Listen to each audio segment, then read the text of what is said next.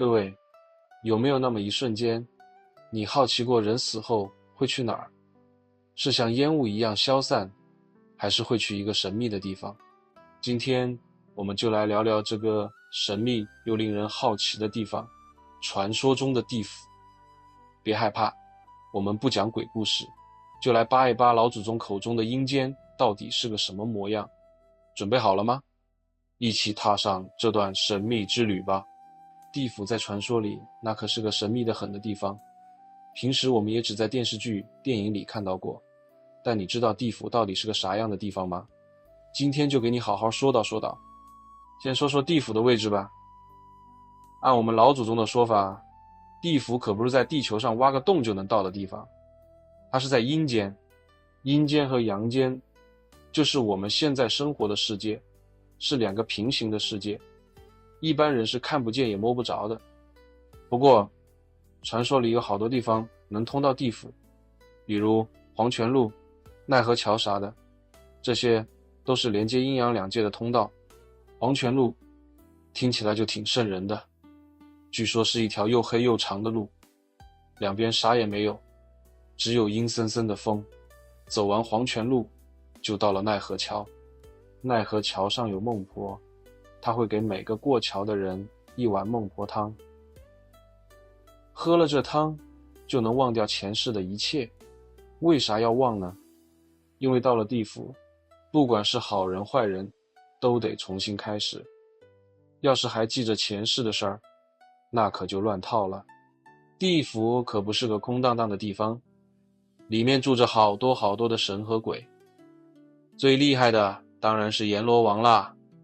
阎罗王就是地府的大老板，掌管着整个阴间。他坐在一个高高的宝座上，手里拿着生死簿，上面写着每个人的名字和寿命。要是谁的寿命到了，阎罗王就会派黑白无常去把他的魂魄抓回来。除了阎罗王，地府里还有好多其他的神，比如牛头马面，这俩家伙长得挺吓人的，一个长着牛头，一个长着马脸，但他们可都是阎罗王的得力手下。牛头马面主要负责看守地府的大门，要是有鬼魂想偷偷溜出来，他们肯定不会放过。还有文武判官，这俩人可厉害了。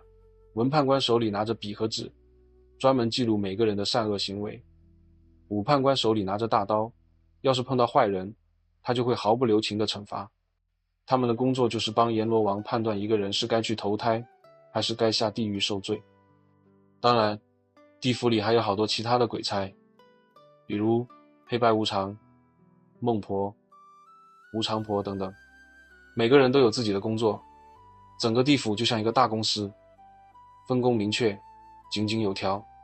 地府可不是一个简单的地方，里面有很多不同的区域，最出名的当然是18层地狱了。这18层地狱可不是随便说说的，每一层都有不同的惩罚方式，而且越往下越厉害。据说第18层地狱里有好多恶鬼，他们会用各种残忍的方式折磨罪人，让他们永世不得超生。不过地府里也有好地方，比如轮回殿，这里是好人去的地方。轮回殿里有个大转盘，好人会被放到转盘上，根据他们的善行决定他们下辈子投胎的去向。要是这辈子积德行善，下辈子说不定就能投胎到一个好人家，过上好日子。地府可不是个随随便便的地方，里面有一大堆的规矩。比如说，每个鬼魂到了地府都得先去报到，阎罗王会根据他们在阳间的善恶行为，决定他们是去投胎还是去受罪。要是你是个好人，阎罗王就会给你一个好去处，说不定还能让你下辈子过上更好的生活。要是你是个坏人，那就惨了，阎罗王会把你送到18层地狱里，让你好好受受罪。地府里还有一个规矩，就是不能随便乱说话。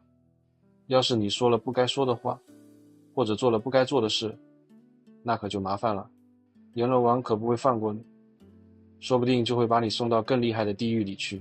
虽然地府和阳间是两个不同的世界，但他们之间还是有联系的。比如说，阳间的人要是做了坏事，地府里的阎罗王就会知道，要是你做了好事，阎罗王也会记在心里，说不定还会给你一些好报。还有，阳间的人要是想念去世的亲人，也可以通过一些方式和地府里的亲人联系。比如说清明节的时候，人们会烧纸钱、上香，这些纸钱和香火会传到地府里，让亲人收到。要是你对去世的亲人好，他们在地府里也会过得好一些。地府里可有不少传说故事呢。比如说，有个故事讲的是一个孝子，他母亲去世后，他特别想念母亲，就跑地府去找。他一路经历了好多危险，最后终于见到了母亲。母亲告诉他，只要他好好行善，母亲在地府里也会过得好。孝子听了母亲的话，回到阳间后就开始做好事，最后他母亲真的投胎到了一个好人家。还有一个故事讲的是一个坏人，他生前做了好多坏事，最后被阎罗王抓到了地府。阎罗王把他送到18层地狱里，让他受尽折磨。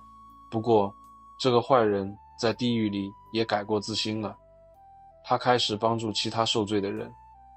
阎罗王看到后觉得他还有救，就给了他一个机会，让他重新投胎。说了这么多地府的事儿，你可能会问，地府到底有没有呢？这个问题可就不好回答了。从科学的角度来说，地府肯定是不存在的，这些都是老祖宗们想象出来的。不过从文化的角度来说，地府的故事可不能小看。地府的故事反映了我们老祖宗对善恶的判断和对生死的看法。他们用这些故事来告诫人们，要行善积德，不要做坏事。这些故事也传递了一种信念，善恶有报，不是不报，时候未到。虽然地府是传说中的地方，但这些故事对我们还是有启示的。比如说，它提醒我们要珍惜生命，不要做违背良心的事。要是你做了坏事，早晚有一天会受到惩罚。要是你做了好事，说不定还能得到好报。还有，地府的故事也告诉我们，要相信正义。虽然有时候坏人看起来很嚣张，但最终他们还是会受到惩罚。就像地府里的阎罗王一样，他会用他的方式来维护正义。虽然现在大家都很少再提地府了，但这些故事还是有它的意义的。比如说，现在很多电影、电视剧里还是会用到地府的元素。这些作品通过地府的故事来传递一些道理，比如善恶有报、珍惜生命等等。还有，地府的故事也成了我们文化的一部分，它代表着我们老祖宗的智慧和对世界的理解。通过这些故事，我们可以更好地了解我们的文化，也可以从中得到一些启示。好啦，今天关于地府的唠叨就到这里啦。虽然地府只是传说中的地方，但这些故事还是挺有意思的。下次要是有人问你地府的事儿，你可别只会说好吓人，现在你也能给他们好好讲讲啦。